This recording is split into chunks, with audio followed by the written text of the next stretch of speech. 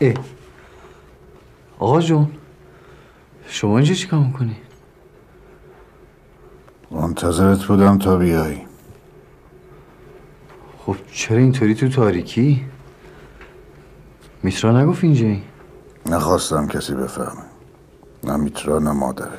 نکنه برای شهرزادت؟ خب پس چی شد آقا جون؟ تو میدونی اون دختری که میخوای باش وصلت کنی کیه؟ اسم چی بود؟ رویا. رویا نه، آذر گلدره‌ای، زن یدی گلدره‌ای، همونی که به جرم قتلش تا پای اعدام رفتی.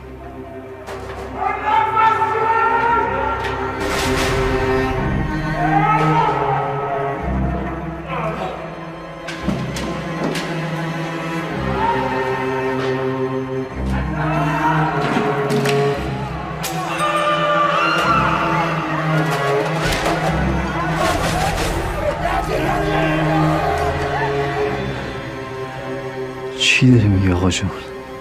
البته قبل یدی